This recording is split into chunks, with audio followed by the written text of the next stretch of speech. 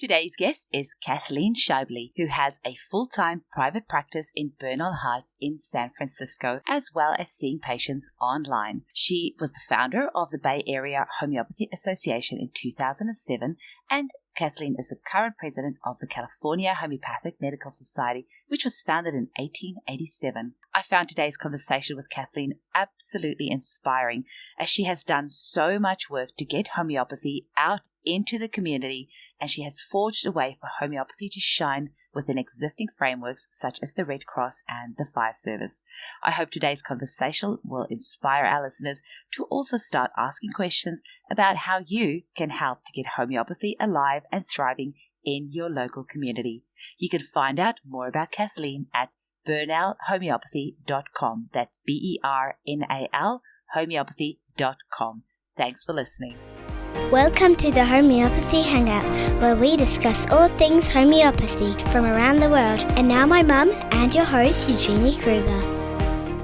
Hello, homies, and a very warm welcome to Homeopathy Hangout. Today, we get to chat with Kathleen Scheible from San Francisco.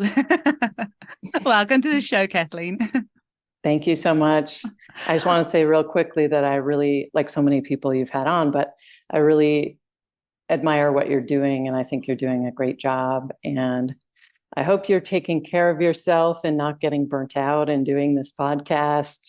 That's probably a separate podcast we could talk about, but but I just want to say, I think the whole community is appreciating what you're doing. So I hope you feel that. Thank you so much. I am actually taking that on and taking it in, because that is one of the things that helps prevent burnout. If somebody's giving you a compliment, if somebody's giving you help, actually accepting it. And so with that in mind, I just want to give that also gratitude to you, because I don't know, is there anybody that likes asking for help? I certainly don't like asking for help. I'm trying to get a bit better at it. So in my Homeopathy Hangout podcast Facebook group, I put out the call a few times, and I've put it on the podcast asking people to help me produce with the payments of the show, because people don't realize it actually costs me a minimum of $100 to $120 to produce each show. And so it's cost me all up close to $20,000 to produce the show.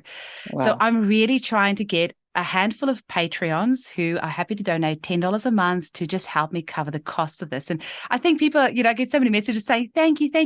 And that's amazing. But if somebody can actually help me pay for this, it's amazing. And that is why, Kathleen, I'm so grateful to you being a Patreon of the show, actually like getting in there and supporting the show financially, because that is what helps prevent burnout. Right. And how this came about is that, when people do the $10 Patreon, I give them a phone call and we get to have a chat. And the day that we had our chat, I actually had Amy, my clinic manager, in the car with me.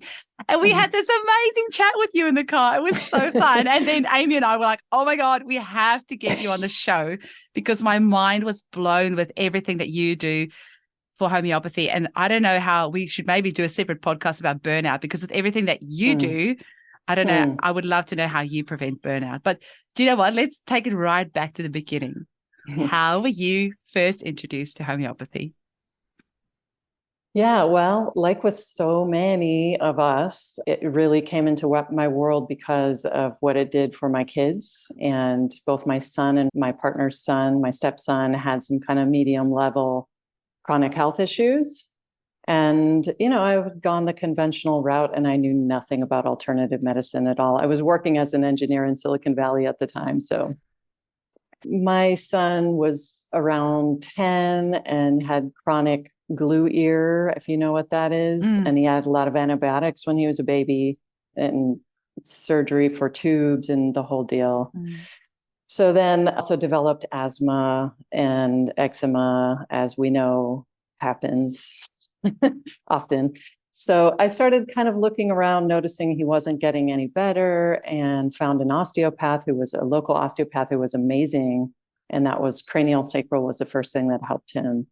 And then when it didn't hold, she referred us to a local homeopath, Lynn Ferrugia, who's an amazing master homeopath. And she worked with a lot of kids. So within the first month, all three conditions for my son got so much better, 1 or 2 doses of a remedy. And so I had no idea what it was or what even he had really. I mean, although she had written it down, but it was before the internet was as big as it is now. So it wasn't as easy to look stuff up, maybe for the better. In some cases, And for then, sure. yeah. And then, so around that same time, my partner's son had been struggling with a more serious health issue. 6 months prior, he had viral meningitis.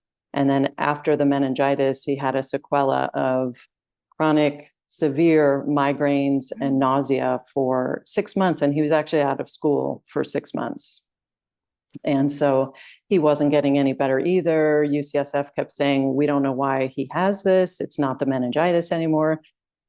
So we decided after my son did well with homeopathy, let's take him in, and like 1 or 2 doses of Nux vomica. And probably within hours, but he was back in school the next following Monday with all of his energy back, no more headaches, no more nausea, and was just himself again. So it was a little shocking, to be honest, and especially for me as an engineer witnessing, even though I, again, didn't know I didn't know what homeopathy was at all at the time. So after that, I decided to pop by to a local school to find out more. And once I heard their kind of history of homeopathy and basically what it's about, I was like, wow, I have to study this and I have to practice someday. So it was then a long transition for me, because I was the breadwinner in the family, and insurance here in the US, we have to is typically through our paid work. So it was a long transition from full-time engineering to full-time homeopathy, but it was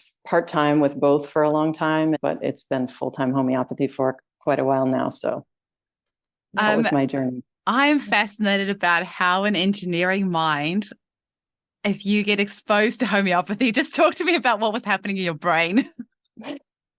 Yeah, well, I think for the one thing that may not be obvious to a lot of people is that, and some of my scientist friends have pointed out this to me, is that engineering and like academic science are very different.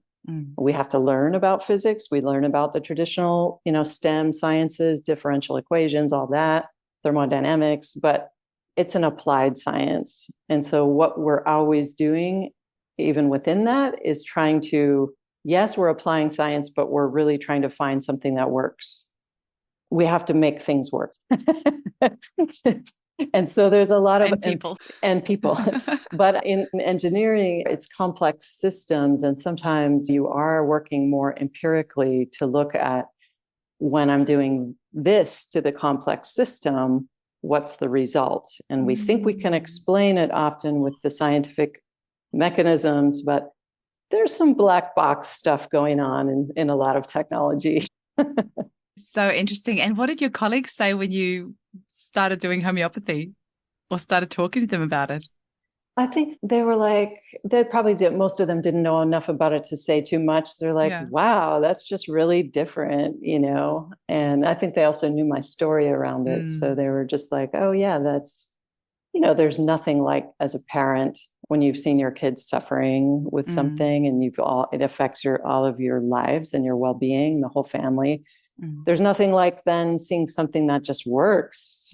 And there was no side effects. There was no sort of this dissonance in the beginning around, like, I remember having the feeling of like, wow, this seems expensive, because not understanding like, what can this potentially do for my kids?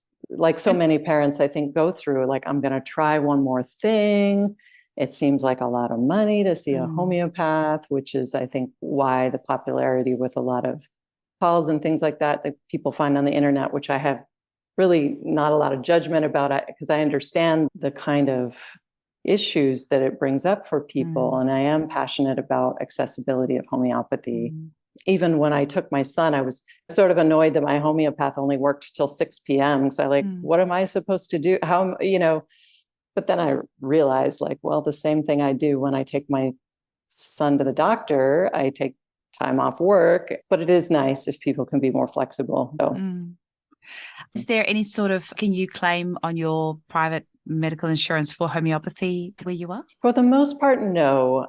People can typically use their, what we call FSA, flexible spending account, for medical expenses a little more liberally. So they typically, so that just saves them tax money on homeopathic expenses.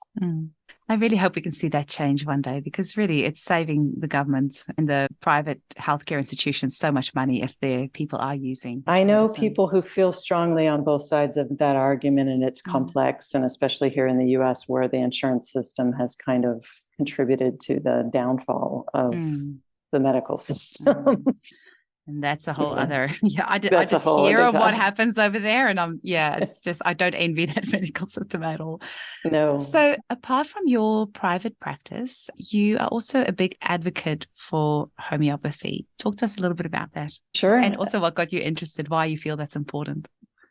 Yeah, sure. I'll talk about that a bit, and it's been a while now. So when I was in school still at the Pacific Academy of Homeopathy here in San Francisco, I remember having a meeting called by my head teacher, Richard Pitt, who was trying to get us to talk about, like, how can we get homeopathy out there more, and kind of brainstorming ways. And I can't even remember exactly what that meeting was about, but I got kind of fired up about, like, isn't there like a local association? Shouldn't we all know each other here in the Bay Area? Because I knew there were a lot of homeopaths at the time. And so he was like, well, there's study groups. And it just seemed to me like that was something you had to know somebody, and you had to kind of fit with the group, and they'd been together for a while or whatever. And I just thought, well, there should be something that people can just come into that's findable and starting to be in the internet age and homeopathy. So I, with some colleagues and with Richard's help, got the Bay Area Homeopathy Association off the ground. That was in 2007. So again, it was a bit of a different time. And I think our first meeting, we had around 50 people showed up. And, I heard all kinds of things like, you're not going to get people talking to each other who went to different schools or who practice different ways and stuff. But that wasn't true. And I felt like it was coming together in a spirit of big tent homeopathy, and like we can all benefit more from more people knowing about homeopathy, and for us knowing each other, so that, I really just do believe, I've heard some of your other guests talk about this too, like there's a homeopath for everybody, right? So it really is so important to find the right match and the right style. And if we're all just more open about that and try to I cross-refer a lot to other homeopaths, actually, and to other kinds of practitioners too. And so that was the start of Baja. And that's been a really successful, although since the pandemic, we've lost steam, I will admit. So that was kind of homeopathy advocacy more within the homeopathic community. Although we did do some public outreach, we did some like corporate health fairs together, and did some small kind of what I call like peer case conferences that are very small scale, but like pretty interesting topics, because I think people feel a little more free to get creative and share how they really practice. That's amazing. Do you find that sometimes people are a little bit like homeopaths are a little bit hesitant to say exactly how they practice? Because I've found, I'm not so much anymore, but I have found that if I am speaking with somebody who I know is really classical, I've had some guests on the show and I know they're very classical, but very strong about a particular way, then I do find myself almost being a little bit quiet, because I do feel that there is a little bit of judgment. But I also notice that in myself, and I'm like, no, but that's not what I want. So I need to like speak up. It's interesting that I don't know, homeopaths are an interesting bunch. I think we have issues too. Incredibly, we're not perfect.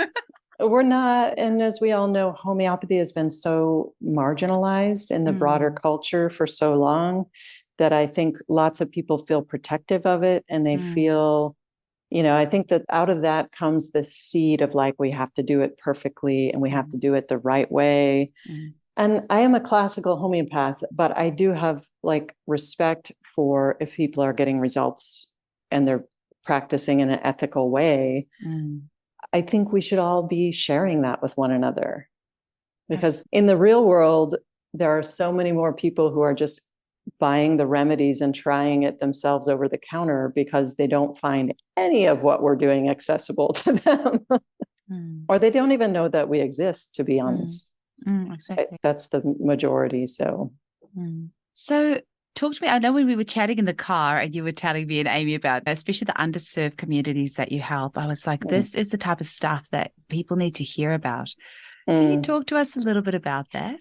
I would love to, sure. Well, I think I did around maybe 2 or 3 years after I started Baja, I was getting into private practice, and I decided pretty much at the start to start offering a free clinic for seniors, elders in my neighborhood. Oh. So I talked to the local neighborhood center, which is kind of like a senior activity center, about whether I could do it there, because I thought accessibility wise, that's where they are. Yeah. And it just so happened that the Filipino man who I spoke with that day had an interest in providing some alternatives for the seniors. He really believed that they should have a range of healing available to them. And he observed like that a lot of them are really struggling health-wise. So he put me in touch with the director, and I did a presentation on homeopathy, and she agreed. And it was like very easy for them because I showed up with some kits. Here in California, we're a health freedom state, which means we have some protection as long as we disclose. We have people read about and sign what our training is, that we're not a medical doctor, brief description of what homeopathy is. And so in that way, as long as we are upfront with all of that, we can practice legally without as much threat of practicing medicine without a license charges and things like that. Wonderful. So yeah, that made it also easier for me to think about doing something like that. But I do believe, in addition to working with the underserved, bringing homeopathy out into the world more.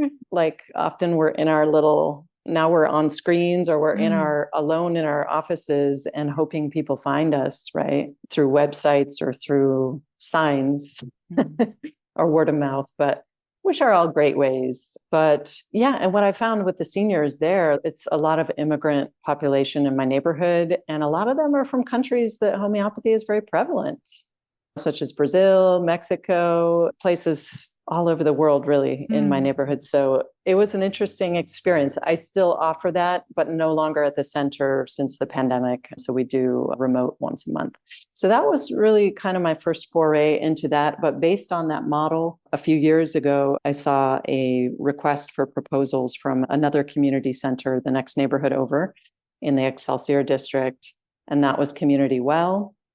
And they have a really great model of trying to provide various healing modalities for people in that neighborhood, which is more also immigrant and underserved people. And I presented it to them based on the one that I had been doing with the seniors. And I proposed me and another homeopath who spoke Spanish could both be available.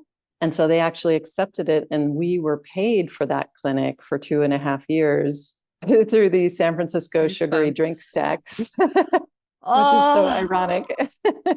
I have got full over body goosebumps. That is so cool. Can you tell us a little bit about what that model looks like? And I'm just thinking of the other homeopaths that are listening to this and maybe have thought that it's a little bit too hard. If we can kind of be shown that it has been done, I feel that that's like, oh, it's been done. Okay, sure. Let's give it a go.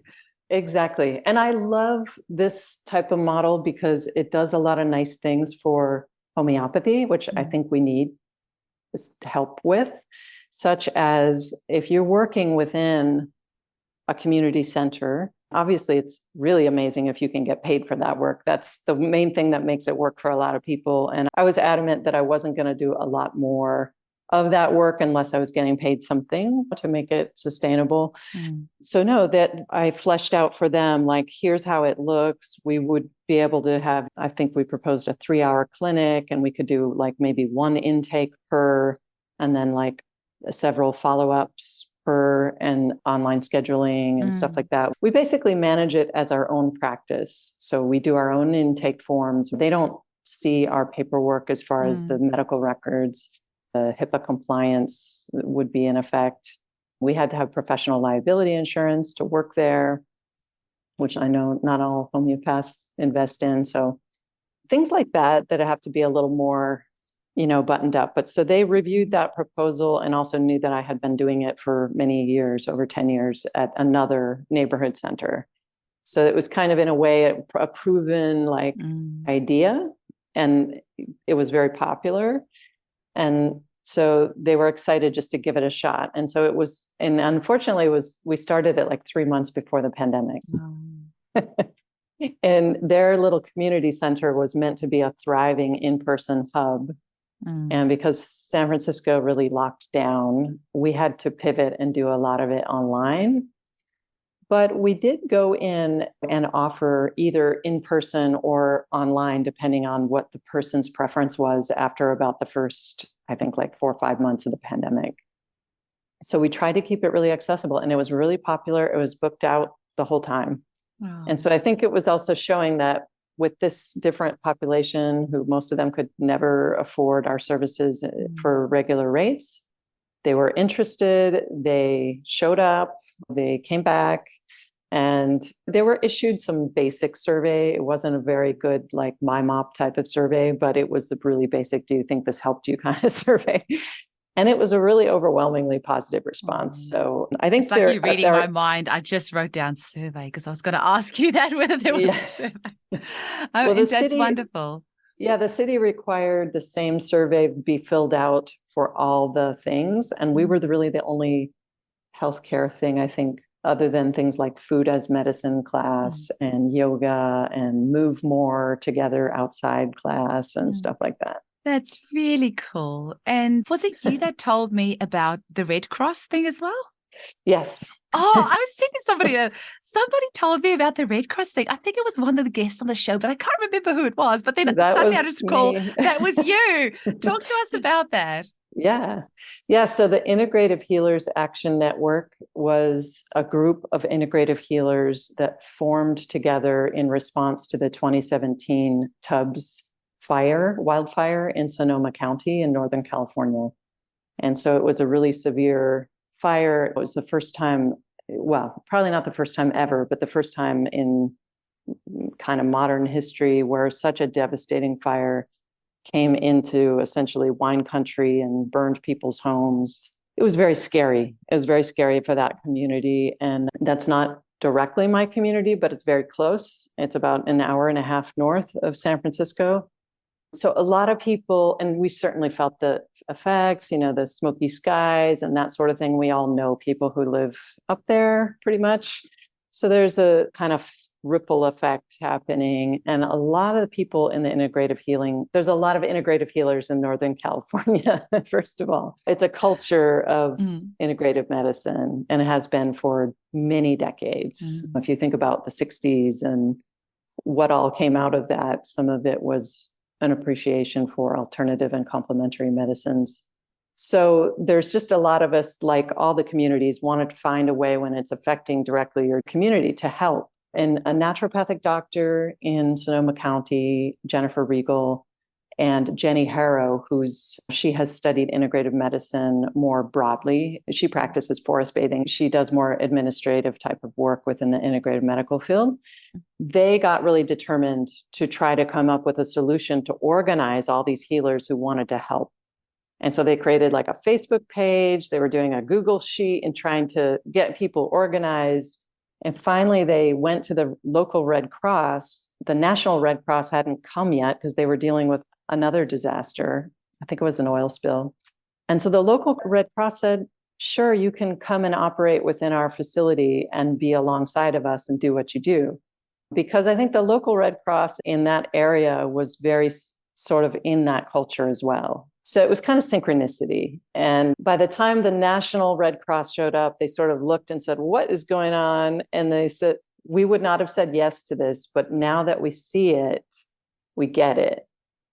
And it's amazing that you're helping people in this really, all these ways. So since then, it wasn't until the following year that I was able to engage with them about homeopathy, because at first they decided just to work with medically licensed people for the sake of interfacing with the Red Cross.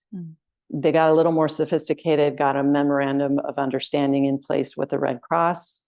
And so the Red Cross gave them the kind of authority to screen and run their nonprofit according to how they saw fit, like who is the qualifications of our providers kind of thing.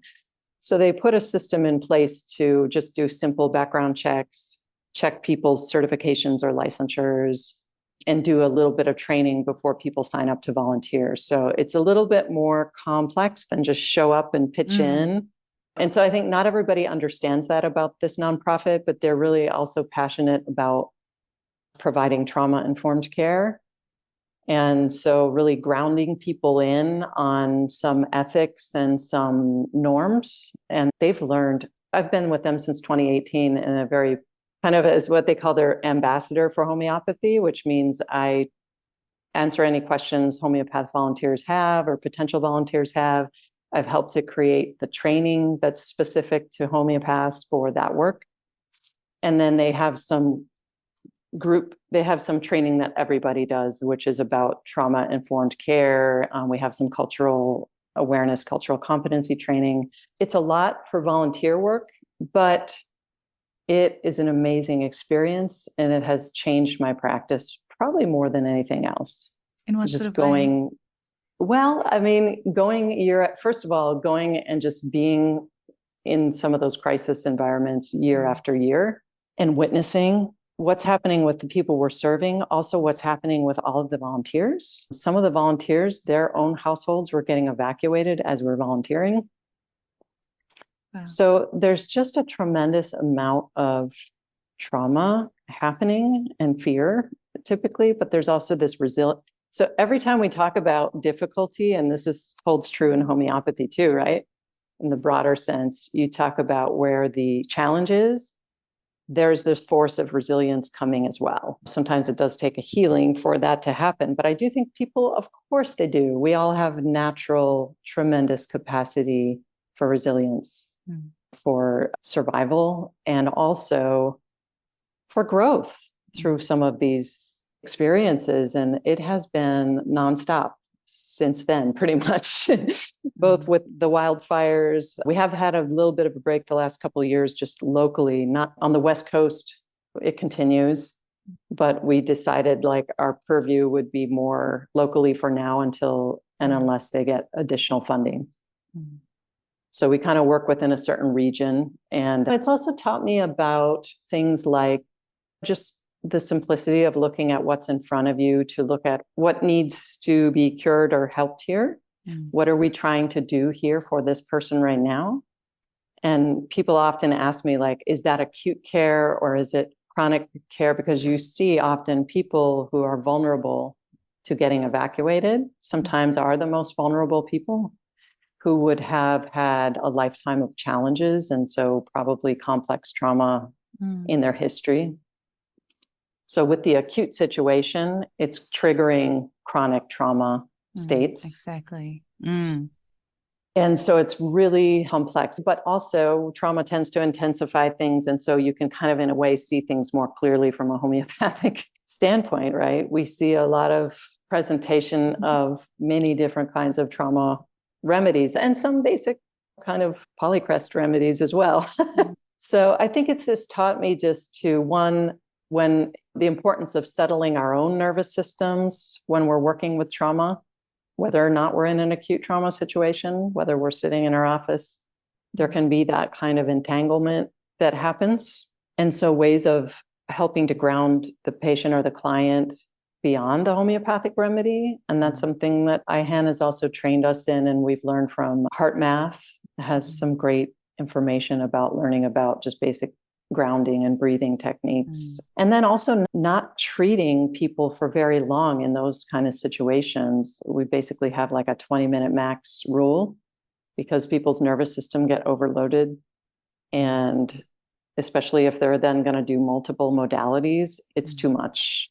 That's really cool. And firstly, I remember when you said to me and Amy, when we were driving the car, you said about this Red Cross thing. I'm like, it's just something I never would have thought of, somebody I would have thought about partnering with. And hearing that possibility, hearing that somebody's already done that, I feel it just opens up this floodgate of possibilities.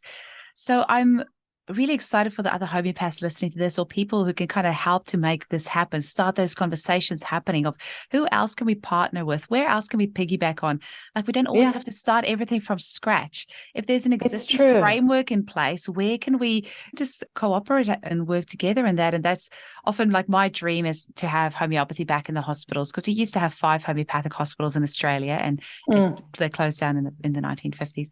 But not having a homeopathic hospital, that's not my dream. It's to have homeopathic back in existing hospitals, because to I create that understand. new framework, there's so much work, so much money. I really despise reinventing the wheel. And with anything, I always feel if there's a good existing framework, just go and use that alongside the two, they can work together. That's And true. And I think that's a great point. And it is part of the reason why I got so excited about this model, because it's that thing of meeting people where they're at for other services already and where they feel.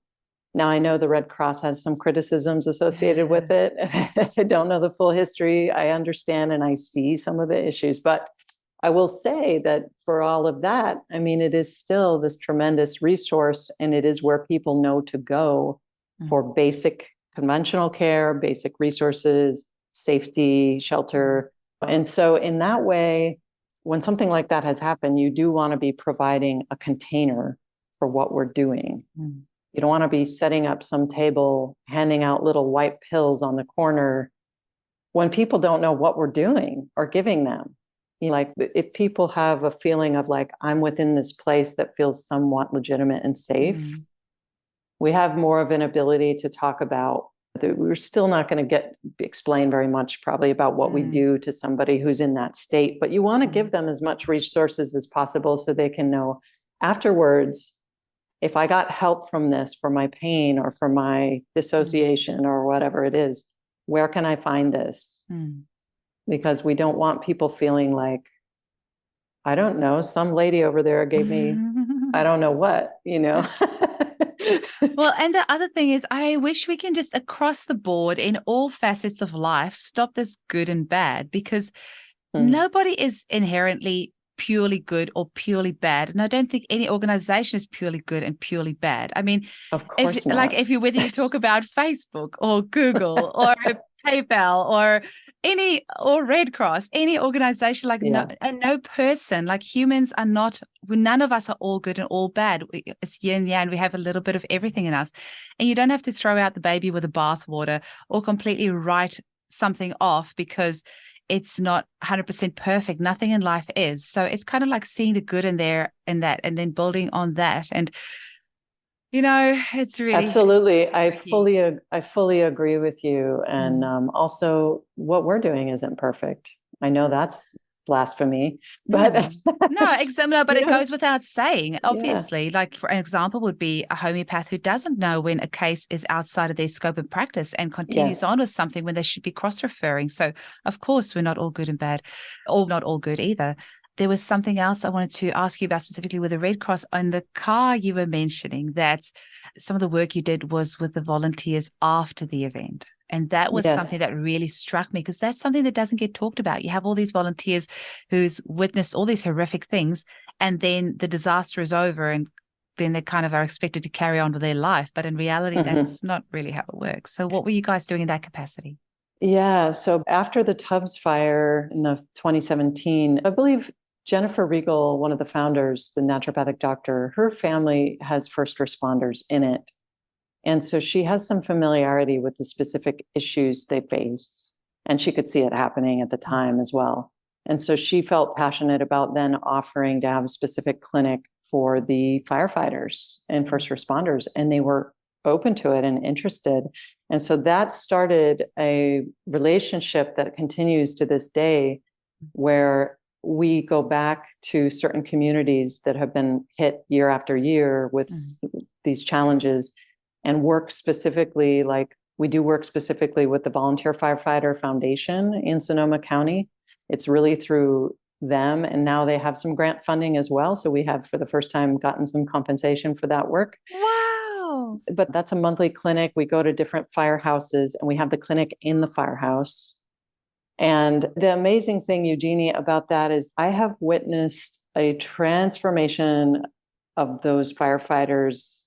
And I feel like it's the beginning of a cultural shift locally with this kind of very tough, and in some ways, of course, it has to be tough culture, But there's a lot that they bring and tend to attract, I think, from the broader culture around this invincibility and keeping going and talking about burnout. Like, it's an incredibly stressful, and it went from volunteer firefighting, so they have other jobs typically as well, being a little more manageable pre-2017 to just being this kind of explosion of a feeling of responsibility to respond all over the state because you have the skill set and you have the tools. So it's just witnessing the state of health of some of those folks, but then also watching them start to, again, it's about meeting them where they are and then destigmatizing the need to get help and the need to take care of oneself. Sort Aren't of almost we weird? Humans are so weird. Why? Who was the first? But like, I always think, like, where did it all start? I think that's the homeopath in me. How did we get to a point where we ever thought that it was okay to make somebody feel bad about asking for help? We're so weird. Humans. That is a whole other topic as well. I think it's the kind of a Western thing. And there are some other things that I think it is part of what may be shifting about this new time we're in, because we see the way that our major institutions and the culture behind it are not serving so many people, right? It's not just that the system is wrongly incentivized and it's kind of breaking down, but also people just can't exist in these systems anymore. People are breaking apart as well. But yeah, I've watched the firefighters have also had some training available to them for self-care and like learning about some alternative modalities and how they can detox. And so they're all getting IR saunas in their firehouses now, and just all very interested in all of it. And what can I do to take care of myself? And that is brand new. And it's regardless, seems to me that maybe the younger folks are more passionate about it. The older generation are kind of following them and watching them and saying, wow, you guys are really onto something here. So they come as a group and they see their community trying yoga therapy, trying all these things aromatherapy that you might not imagine, firefighters doing and trying, including homeopathy. But it really is just about being there. Like, we're here to help you. You all have been helping in the community. So it does feel kind of like a mutual aid kind of feeling. That's so cool. I'm just thinking like the remedy Fumaro, which is made from smoke, and the remedy Pulmo, which is made from healthy lung tissue. That's something that they should actually just put in the firefighters' water in their fire station. And so they're all like getting that dosing. I actually did voluntary rural firefighting in New Zealand for a couple of years, which is how I got the scar on my nose. Wow. And that's awesome. I have zero trauma from that. It was just the most amazing experience. The only trauma would be from cleaning all the fire hoses, which they don't tell you about. It's not, I did it for the exercise and with meeting new people, and it was fun. And I was in a type of job where because we had little beepers, as soon as my little beeper went off, that I could just race to the fire station and go and help out any time of the day. And I was single. And so it was just the perfect job for me. And great people, but oh my God, nobody tells you in the advertising about all those bloody hoses that you have to go clean afterwards. And we got helicopter rides. We had to be helicoptered into rural destinations to then go and find a creek to then get the pumps going to get some water it was just an incredible experience. And then our fire station master, he was saying that he's never smoked a day in his life, but he's got the lungs of somebody who's smoked a 20-pack of cigarettes daily.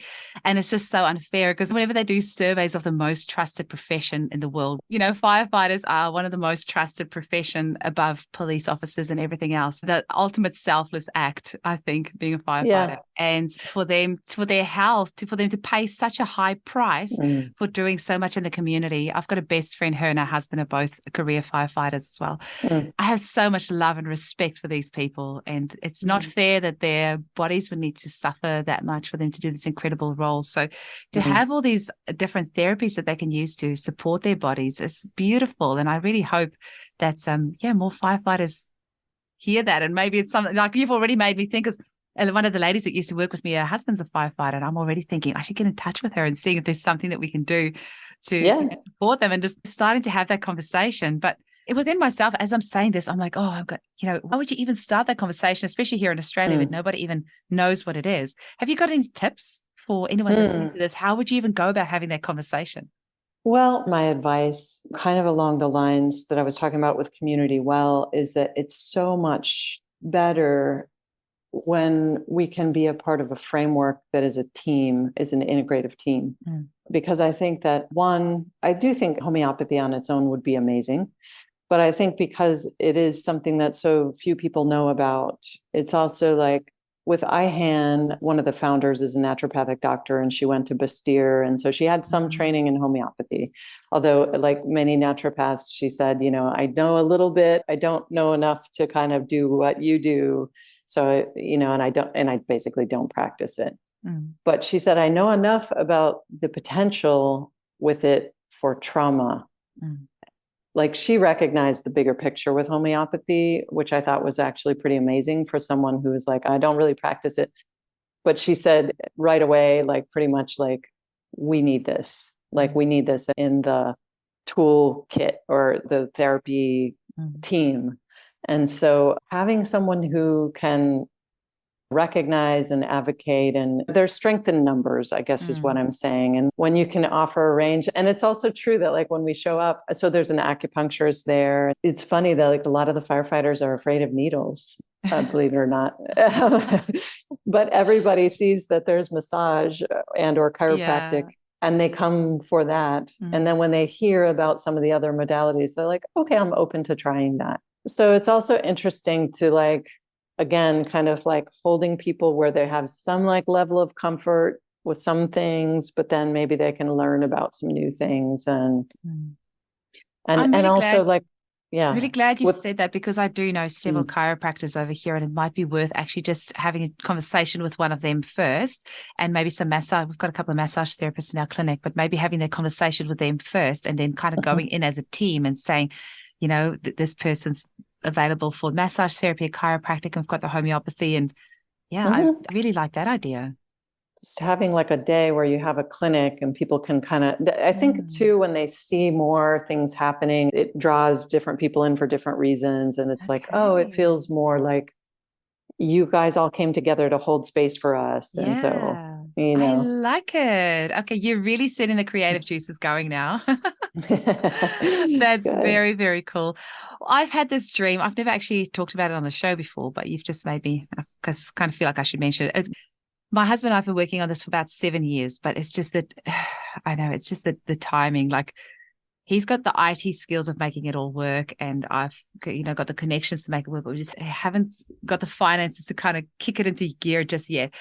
But providing healthcare, like online free healthcare, just getting a bunch of homeopaths together, and not just homeopaths, all healthcare modalities. So the idea, and anybody else is welcome to steal this idea. You have my permission, because the more I think we couldn't set up enough of these organizations to help everyone in the world. So if anybody gets an idea from this and wants to run with it, please do. That's you set up a framework where you have anybody who practices online or in person and want to offer an hour or two of their time for free per week. And you get all these practitioners together and create like an online network where people can go and just find out, okay, who can I go book with free of charge? And especially for low income families that don't have access to natural medicine. That's kind of like the rough framework of it. But I've got a couple of pro bono clients who I care for. And I know most practitioners, most healthcare practitioners have X amount of hours that they tend to set aside pro bono. And if you're not doing that, I think you should. They're part of that tithing, kind of getting 10% of your income or your time or whatever. But more of us coming together and seeing how we can do this as a team. I really like that message that you're bringing across, because that's really important. And I'm a networker like you, like naturally, I want to get people together because there's strength in numbers, and we don't know everything by ourselves. Like you get ideas from others, and homeopathy, especially as a profession, I think we tend to work very solo. I'm seeing that changing beautifully now with so many homeopaths starting to work in networks together. Oh, but good. So much, certainly. Yeah, I mean, I've seen that. I'm just thinking of Angelica Lemke, that's got her team of homeopaths. Rita Cara Robinson's got a team of homeopaths. Alan Freestone, Ren Lloyd. That there's, I've got 4 homeopaths on my team. I'm seeing more of that starting to happen. So, but maybe reaching out to other modalities as well and just creating more of that network. It's been an incredible experience to work as a part of an integrative team. And I just learned something every time about, about the kind of space that we're creating. And again, this creating this feeling of safety and community. And kind of people will say, like, I feel like cared for when I come here. And I think that is about, again, kind of seeing how we are a community, but we're trying to hold space for them as a community. And that happens in person, and it happens with people who feel connected and respect for each other, and who don't feel like we're competing against each other for, modalities or patients and clients. We're like all speaking with each other and like kind of handing one person off. Do you think this person's okay now to have massage, or no, they need to go, sit and settle. Yeah, I think that scarcity mindset, if we as a collective race can get rid of that scarcity mindset, which is just a delusion on all fronts, I think that will solve a lot of problems. I do think that's starting to happen. I think I do think that things have, like you can look at it a couple different ways. One is things have gotten so challenging for so many people, with all of these things happening in the world, but also medicine and all of our systems kind of breaking down. That's how I feel what's happening right now. And you can look at it that way, but you can also see, again, the resilience side. People are no longer standing for, basically being bullied, I don't want to say colleagues in conventional medicine who are amazing people doing great work. But I think that, again, all of the systems that are wrongly incentivized are not working for even the people who work within them. And so lots of people can see how this is just sort of breaking apart. But what I hear is from my clients, especially in the last year or two since the pandemic, is just, I don't know if it's the care is so much worse, and we know there are shortages in healthcare workers, and there was a hard time during the pandemic as well, and just so much trauma, as well as people are in worse state going into the system. People are really struggling. Also, I think people are sensitized now to feeling their vulnerabilities in a way. So no longer kind of tolerating some of the behaviors that happen. Yeah. And so I've said this before, but I do think we're coming up on a medical Me Too moment where a lot of people are suddenly like, this doesn't work for me anymore, and noticing. I mean, like young people noticing, like, this isn't okay, and so, but they don't know what else to do. They're like, that doesn't work for me. So I'm just noticing that it feels like this huge tidal wave of people, and again, it doesn't necessarily mean that all what we're offering is accessible to those same people, but I do think that people are looking for solutions and ways to make that happen, because they're like, why can't we have access to all of this? Why can't we have access to things that don't harm us first before we have to go in and try X, Y, and Z that nobody told me what the potential consequences were.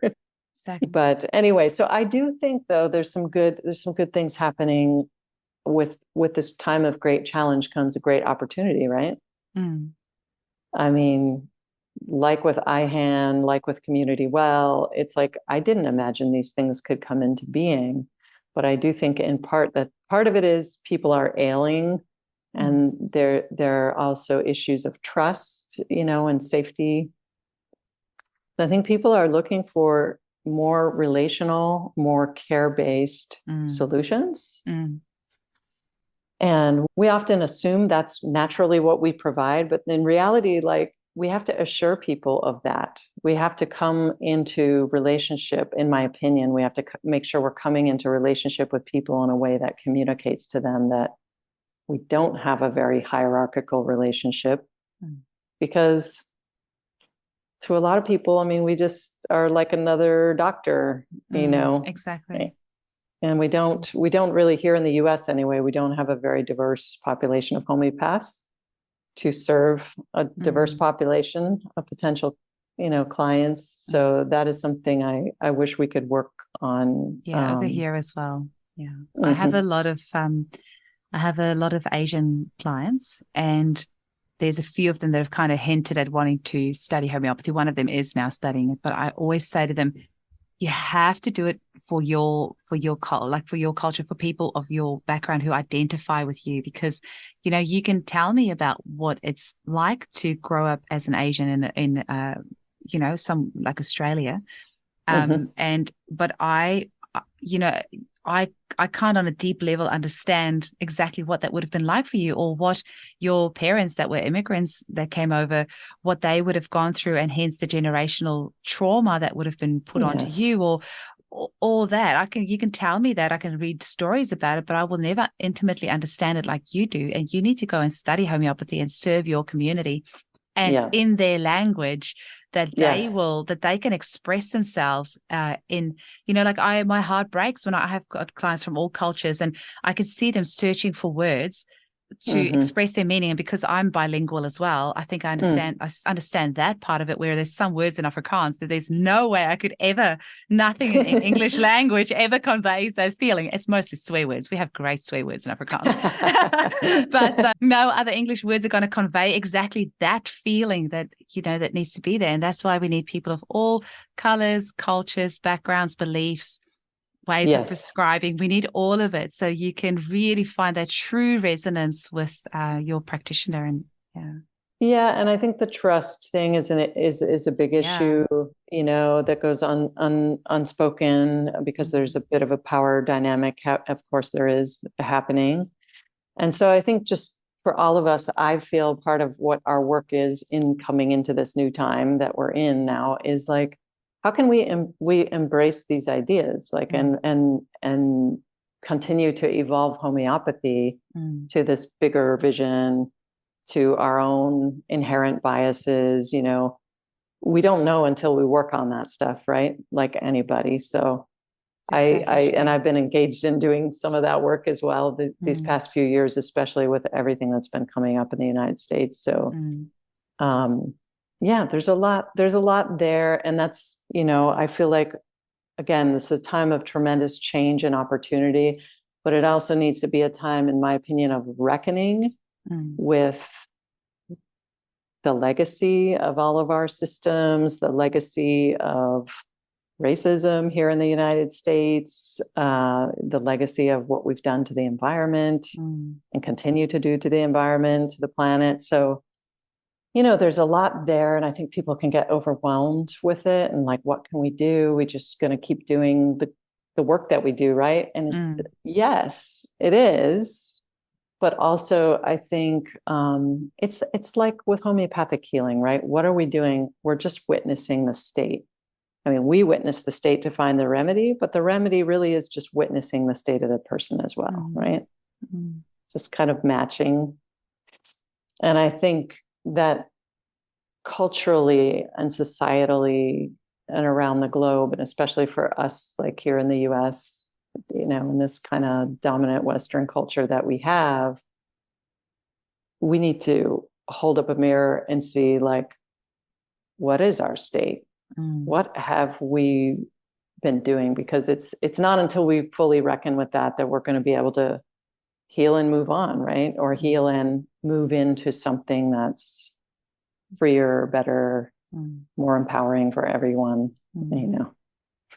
Well, I was going to ask you what your final message is, but that sounds like a pretty good one. But do you have a final message that you want to leave out with? And can you also tell them how to get hold of you? I guess I'm covering a lot of different ideas, but really, I do feel like we have a tremendous opportunity right now to really kind of evolve ourselves and evolve homeopathy in real time. I mean, I feel like that's what we have the opportunity to do for each of our client, hold space for them to do, really, each of them as well. But it's all happening together, right? We're not just doing something for them. We're also like in it and trying to meet this moment we're in and all of the intensity that it has, and stay out of burnout, as we talked about in the beginning, So I think we need new strategies. We need to be more proactive about our own self-care and boundaries.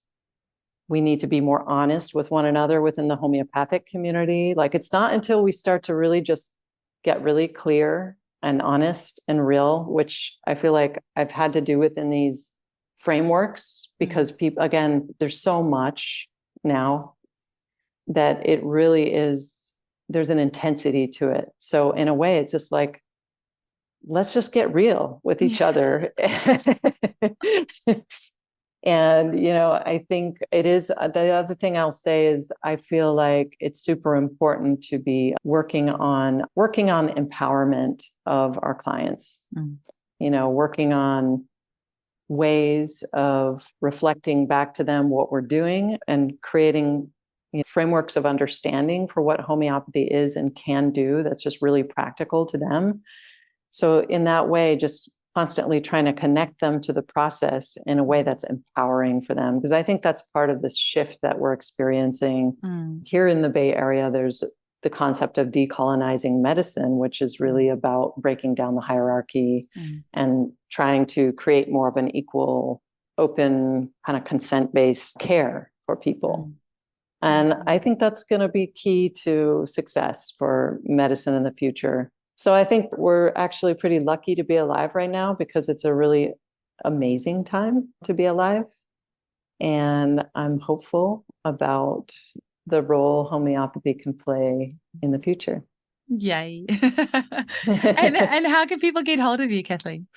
Yeah, well, my private practice website is bernalhomeopathy.com. So I guess you'll put that in the show notes. Yeah. That's probably the best way, because I think my email is there and phone number and stuff. So I'm happy to chat with people. Please reach out if you're interested to chat.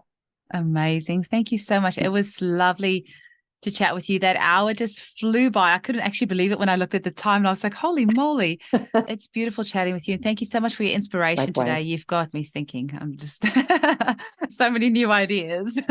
Well, let's chat again sometime, to the two of us. Amazing. Absolutely. And thank you so much for your support of the podcast as well. Oh, you're very welcome. Thank you for the great work you're doing, Eugenie. Such a pleasure.